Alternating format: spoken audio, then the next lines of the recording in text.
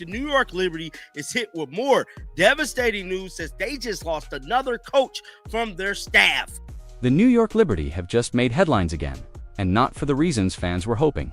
After parting ways with Sandy Brondello, one of the most respected coaches in women's basketball, the franchise has now fired yet another member of its coaching staff, sending shockwaves through the league. It looked like the New York Liberty coaching staff is about to get dismantled. Now, we know Sandy Brondello was let go at the conclusion of the New York Liberty postseason. I believe they was knocked out in the first round of the playoffs, and they swiftly got rid of Sandy Brondello. Now, what if I was to tell you Sandy Brondello is not the only member that it is being pretty much parting ways with the New York Liberty? Players are confused, fans are furious, and insiders are whispering about deeper issues within the organization. What's really going on behind the scenes in New York? Tonight, we break down the real story behind the Liberty's sudden coaching chaos. Now, their assistant coach has landed the head coaching job for the Seattle Storm. Now, we know that the Seattle Storm wasted no time firing a coach. It's been nothing but drama these last couple seasons coming out of Seattle. And I'm here to tell you, this is major news, man. It all started quietly. Almost too quietly, for a team that had championship dreams just months ago. The New York Liberty were supposed to be the model of consistency in the WNBA, a franchise loaded with talent, a powerhouse roster led by Sabrina Ionescu and Breanna Stewart, and a coaching staff that knew how to win. But now, that illusion of stability has completely shattered. So it looked like here, man, New York Liberty assistant coach Sonia Raymond has agreed to a multi-year deal to become the new head coach of the Seattle Storm. Sources tell ESPN. Ramona makes WNBA history as the first person of Indian origin to be head coach, after her being the first Indian American woman to be an NBA assistant coach. When news first broke that head coach Sandy Brondello had been dismissed, it sent a ripple of disbelief through the basketball world. Brondello wasn't just another coach, she was one of the most respected tacticians in women's basketball, known for her discipline, her system, and her ability to unite locker rooms. So when the organization let her go right after their playoff exit, fans were stunned. But before they could even process the loss, another bombshell dropped. The Liberty had quietly parted ways with yet another coach from Brondello's staff. Two key figures gone in such a short span raised an uncomfortable question. What exactly is happening inside the Liberty front office? So as you guys can see there, Sabrina Ionescu and Breanna Stewart has dealt another devastating blow. What does this mean for the New York Liberty? This just looks spooky, man. Somebody said another WNBA coach who barely has been in the W with more background in the NBA getting a job. Sonia is getting video work in with Kennedy Burke before the game. Sources close to the team described tension that had been building for months, disagreements over player rotations, locker room leadership, and even the team's future direction. Some players reportedly sided with Brondello, while others felt her system was too rigid for the modern WNBA pace. When those internal divides reached the boardroom, the fallout was inevitable. Now, there is a big story going around in regards to the CBA, and that is politicians getting involved, stuff like that. I wanted to touch base with this and speak about this, man, because a lot of people is definitely talking about this whole CBA thing with the politicians and stuff like that. What makes this even more concerning is how fast it all happened. There was no farewell statement, no emotional press conference, just a quiet announcement buried under off-season news. That silence has fans worried that this wasn't just a simple firing, it might signal something much bigger. The Liberty's culture, once seen as elite, suddenly looks fractured, and the players left behind are now caught in the middle of a storm. I think politics and sports do not mix. I think this is a bad look for the W to try to get these politicians to get in on this, man, to try to help them get some money. I just think this is just not a good look.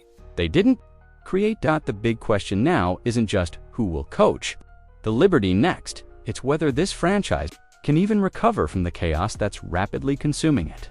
Because, as one insider put it, if this is how New York handles success, imagine what happens when things really go wrong. Yeah, it's looking bad, man. It's looking bad for Adam Silver. The whole WNBA, NBA, the whole thing is just, I don't know, man. It's looking real spooky, but for them to bring politics into sports, for the life of me, I would not understand that. When Sandy Brondello was let go, it wasn't just a coaching change. It felt like a seismic shift in the balance of the WNBA. Brondello had been the cornerstone of the Liberty's rise back to prominence. Her experience, poise, and respect across the league gave the New York franchise credibility it hadn't seen in years. Under her guidance, the Liberty developed an identity built on precision and accountability. Players like Sabrina Ionescu thrived in her structured system, and for the first time in a long time, fans believed that New York could contend for a title. That's why her exit made no sense. Brondello wasn't a struggling rookie coach or someone losing locker room control. She was a proven winner. Reports began surfacing that the front office wanted a new direction, a phrase that fans have come to dread. It's often code for internal disagreements, philosophical clashes, or power struggles that spill into public view. Insiders hinted that Brondello's relationship with upper management had soured long before the playoff loss. She reportedly pushed for more player accountability and better resources. But her demands didn't align with the Liberty's long-term vision. And then came her next move, a surprising one. Brondello resurfaced almost immediately as the head coach of the new Toronto Tempo team, set to debut in 2026. The move sent shockwaves across the WNBA landscape. How does one of the league's most respected coaches go from being fired to instantly hired by a brand new franchise? That question alone fueled speculation that Brondello's departure from New York wasn't about performance. It was about politics. Toronto's management described her as the perfect architect for a new era. Meanwhile, New York's silence spoke volumes. No heartfelt goodbye, no formal acknowledgement of her accomplishments. Just an empty press release that left fans and players searching for answers. The truth is, this wasn't just a clean break, it was the start of a domino effect. And the first piece to fall after Brondello's exit, the Liberty's assistant coach, who soon found herself at the center of an even bigger surprise. Not long after Sandy Brondello's stunning exit, another headline rocked the WNBA. The New York Liberty's assistant coach, Sonia Ramon, accepted the head coaching position with the Seattle Storm. It looked like a career milestone, a well-deserved promotion for a woman who had quietly built a reputation as one of the sharpest minds in basketball. But beneath the applause and congratulatory posts, a deeper story was unfolding. The timing was too close, the pattern too suspicious. Two Liberty coaches gone within weeks, both heading in very different directions. Sonia Ramon's hiring was celebrated as historic. She became the first person of Indian origin to be named a WNBA head coach, marking a major milestone for diversity and representation in professional sports. Fans applauded the achievement, but the move also revealed how desperate Seattle had become to find stability. The Storm had spent the last few seasons struggling with inconsistency, locker room tension, and the lingering shadow of their glory days. Raymond's appointment was supposed to symbolize a fresh start, but it also exposed a quiet trend spreading through the league. Experienced coaches leaving established teams for ones in disarray. For New York, Raymond's departure felt like another gut punch. Losing Brondello was already a blow to the team's chemistry, but now they were losing another tactical voice, who understood the players and system inside out. It raised serious concerns about what was happening behind closed doors in the Liberty organization. Insiders hinted that several staff members had grown uneasy about management's direction, claiming there was a lack of trust and transparency between the coaching staff and executives, Seattle's front office. Meanwhile, wasted no time announcing Raymond's multi-year deal. The message was clear. They wanted stability, experience, and someone with the courage to rebuild from the ground up. But as Ramon packed her bags for Seattle, one thing became undeniable. The Liberty's internal cracks were now visible to the entire league, and if two key figures had already walked out the door, fans began to wonder, who might be next? Across the league, whispers started turning into full-blown discussions. Was the WNBA facing a coaching crisis? What began as isolated changes in New York and Seattle quickly revealed a deeper issue spreading across multiple franchises. In just one offseason, several teams had either fired or replaced key members of their coaching staff. Analysts pointed to burnout, low salaries compared to their NBA counterparts, and unstable front offices as major reasons for the turnover. But others suspected something even more complex: a quiet power struggle between coaches trying to build winning programs and executives chasing control over team direction. For years, the WNBA had been praised for its unity and professionalism. But now, that image was cracking. Coaches were leaving, players were voicing frustration over inconsistent leadership, and fans were losing faith in the system. Behind the polished social media posts and press releases, there was a growing sense of tension, the kind that doesn't just disappear after the season ends. Some insiders even claimed that high-level disagreements within organizations were being disguised as mutual partings. New York's situation became the perfect example. Brondello's firing and Ramon's exit weren't random. They exposed how fragile the balance of power had become. Coaches no longer felt secure even after delivering strong seasons, and teams seemed more willing than ever to hit reset instead of building continuity. That kind of instability doesn't just affect staff, it seeps into the players' mentality. Veterans start questioning the team's commitment, rookies struggle to find consistency, and locker rooms begin to splinter. What made this new wave of firings even more alarming was the silence from the league office. No public acknowledgement, no comment on the growing unrest. It was as if the WNBA wanted the issue to disappear on its own, but it wasn't going away. Not when major markets like New York and Seattle were suddenly in chaos. The question now echoing around the league was simple but chilling. If even successful coaches aren't safe, what does that say about the future of the WNBA? And just when fans thought the drama couldn't go any deeper, politics entered the picture. And that's when everything truly started to spiral, just as the dust was settling from the Liberty's coaching shakeup. Another wave of controversy hit the WNBA, and this one came from outside the court. More than 70 elected officials from across the United States sent a letter to Commissioner Cathy Engelbert and NBA Commissioner Adam Silver, demanding that they bargain in good faith with the players. As the collective bargaining agreement approached its Halloween expiration, it was a headline that no one saw coming: politicians stepping directly into league negotiations. On paper, it sounded like support for fair pay and equality. But in practice, it ignited a storm that many believed the WNBA wasn't ready for. Fans immediately split down the middle. Some praised the involvement, saying it was long overdue for players to receive the compensation and respect they deserved. Others blasted it as opportunistic, a political move designed for headlines rather than real solutions.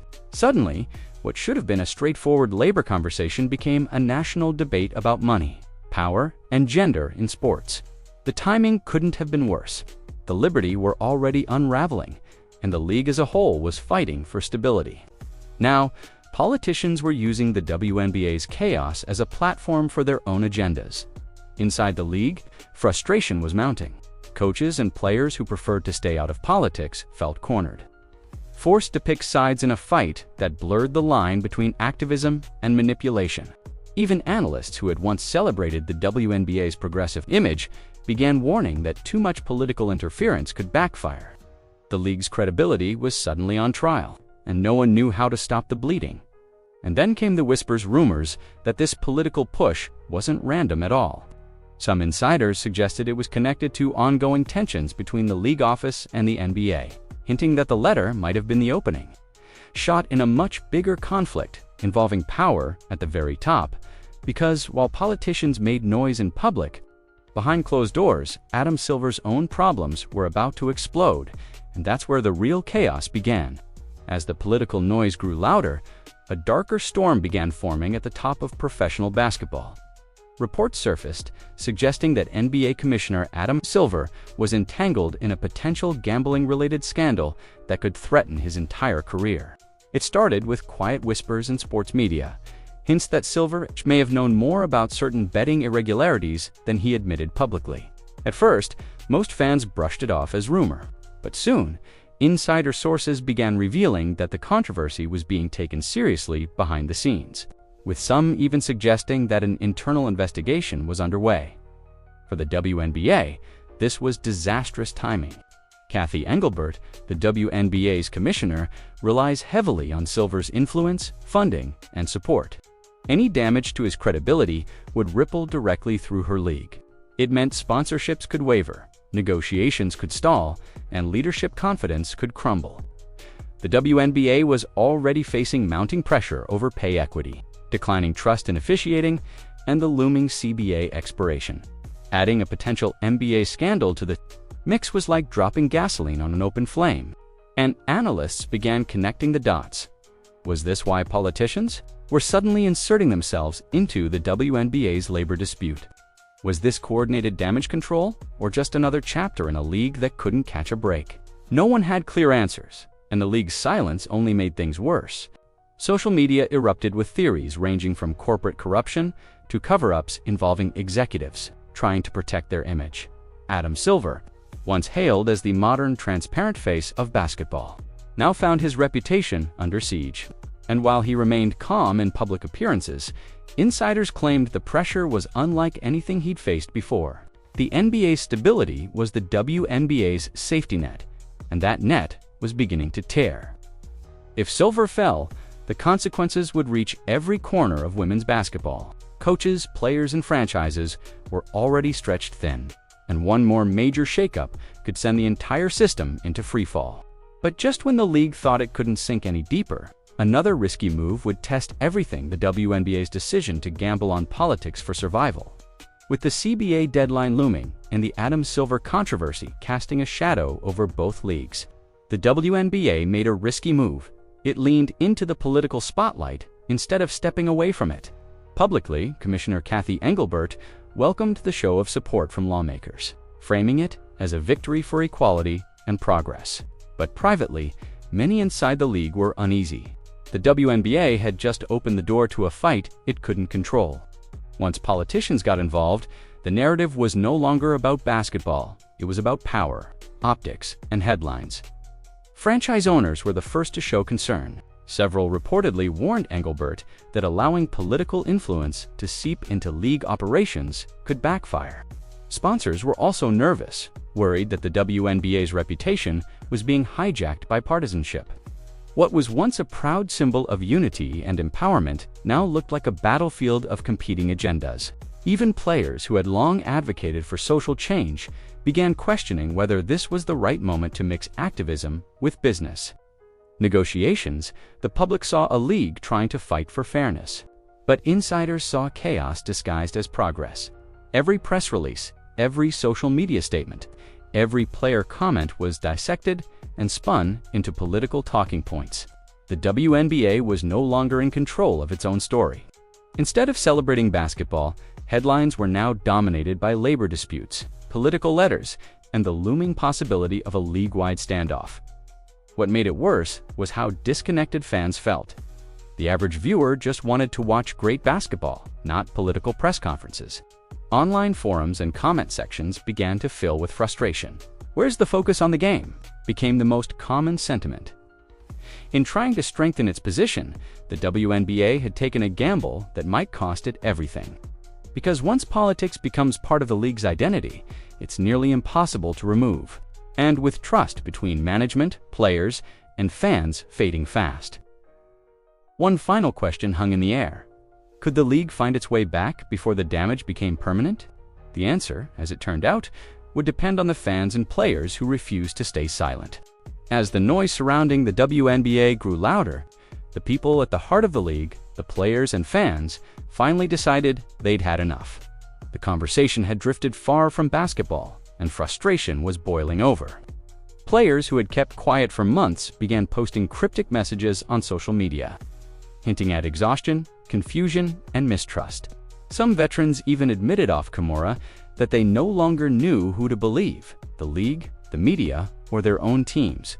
The culture of transparency that once defined the WNBA was quickly being replaced by uncertainty and silence. In New York, the Liberty's locker room was reportedly tense. The sudden coaching changes had left players feeling abandoned and disoriented. Sabrina Ionescu and Breanna Stewart were seen trying to keep morale up, but even they couldn't hide the frustration.